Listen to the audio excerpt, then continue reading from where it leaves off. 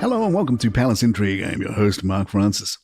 It turns out Meghan Markle might just be tuning in to what the internet has to say about her and sending jam, or at least something that is legally fruit spread, in response. Podcaster Amanda Hirsch, host of the popular Not Skinny But Not Fat show, revealed that she received a handwritten letter from the Duchess of Sussex herself after expressing concern about Meghan's Netflix series, With Love, Meghan. Back in January, Hirsch had said she was scared for Meghan over the show's potential reception. Nothing nasty, just a mix of cringe and compassion. I was making cringing faces at the trailer, she admitted, but I'm genuinely scared she'll be ripped to shreds. Enter Meghan, stage left with a monogrammed M and a pen. In March, Amanda received a note written in Meghan's famously elegant calligraphy that read, "Dear Amanda, I heard you were feeling scared. Don't be. This is the fun part. Let's enjoy it." Hirsch said she had to read it twice. Her first thought, oh my God, her second, wait, did I just get a handwritten life advice from Meghan Markle? And that wasn't all. After signing with WME, the same powerhouse agency that reps Meghan, Amanda says she got another surprise just 2 days later, a care package of jam and tea straight from the Duchess. Amanda tells Page 6 she believes Meghan's gesture was sincere. I think it was genuine from her. I think she was like, don't be scared, Amanda. She explained. Friends of Meghan reportedly confirmed the note was the Duchess's idea and that Meghan had told her team, we should start sending notes.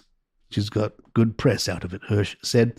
People thought it was snarky, funny, that she has a sense of humor. She gets it. She's tuned in. Her advice to Meghan? Keep it casual. Meghan recently spoke candidly about her marriage to Prince Harry, describing the couple as being in their honeymoon period, just weeks before their 7th wedding anniversary on May 19th. On the Jamie Kern-Lima show, Meghan revealed H, which is secret code for Harry, that man loves me so much and, look what we've built. We have built a beautiful life and we have 2 healthy, beautiful children.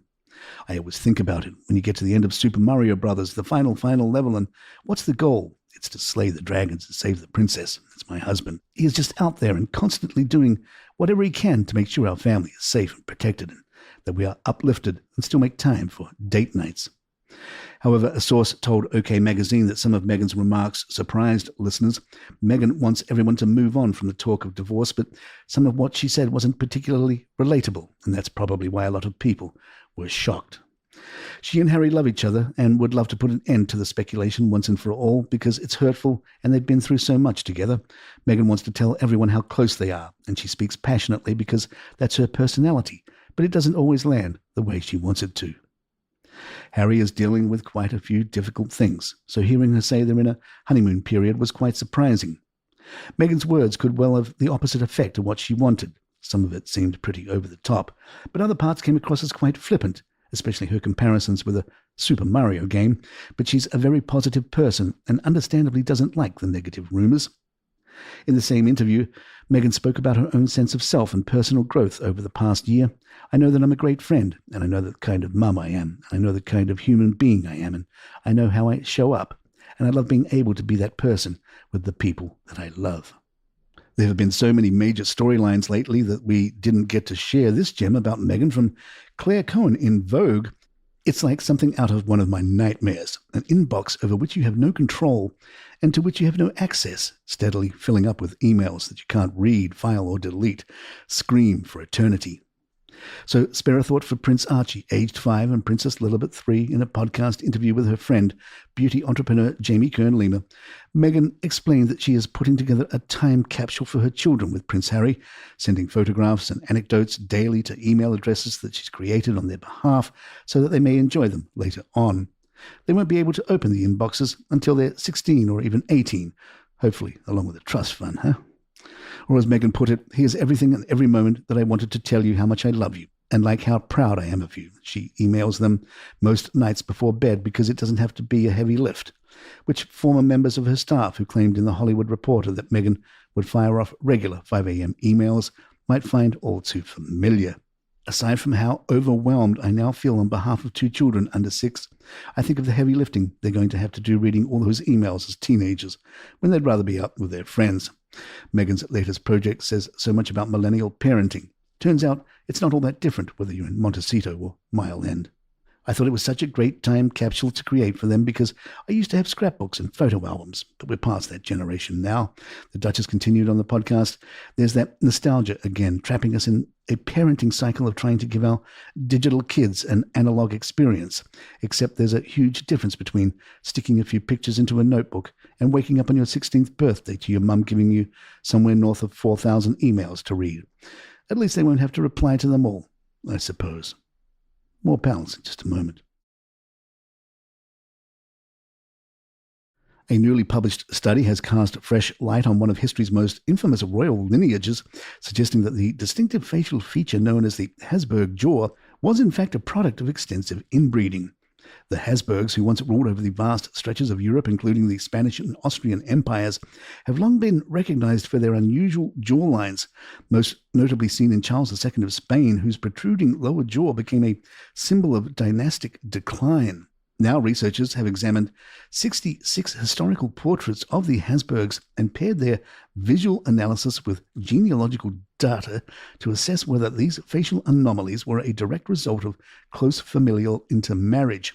The conclusion: there is indeed a statistically significant link between the degree of inbreeding and the severity of mandibular prognathicism, the jutting lower jaw that came to define the dynasty. Charles II, the last of the Spanish Hapsburg monarchs, was the product of a union between his father and his father's niece. Geneticists say his genome likely resembled that of a child born to first-order relatives, with medical consequences to match. His ill health and infertility ultimately brought the Hapsburg dynasty in Spain to an end. The study, led by Professor Roman Villas, analyzed 11 traits of the lower jaw and 7 indicators of maxillary deficiency, such as an underdeveloped upper jaw that creates a pronounced overbite. Of particular interest were individuals such as Maximilian I, Margaret of Austria, Charles I, Philip IV, and Charles II, all of whom exhibited significant craniofacial irregularities. Mary of Burgundy, who entered the family by marriage in 1477, displayed the fewest signs of these deformities, providing a useful control for the research team. Meanwhile, Philip IV, who ruled Spain and Portugal in the 17th century, was found to possess the most pronounced features. The researchers mapped a family tree spanning 20 generations and over 6,000 individuals, highlighting the sheer extent of consanguinity within the Hapsburg bloodline. Across this sprawling genealogy, they found a clear positive relationship between the inbreeding and the appearance of the Hapsburg jaw, Professor Villas explained.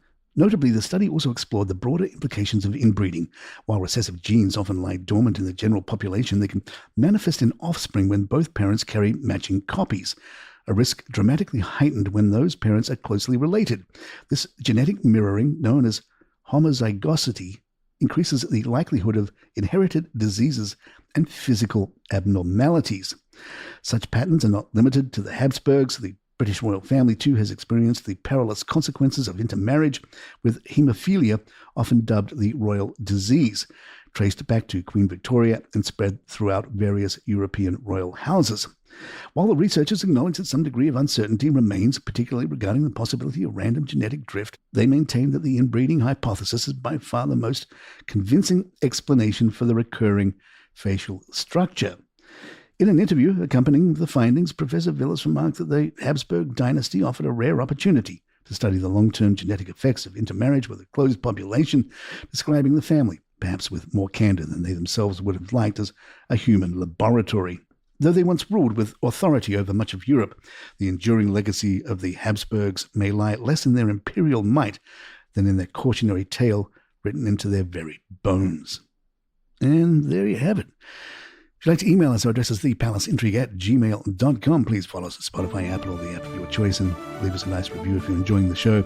I'm Mark Francis. My thanks to John McDermott. This is Palace Intrigue. Good times.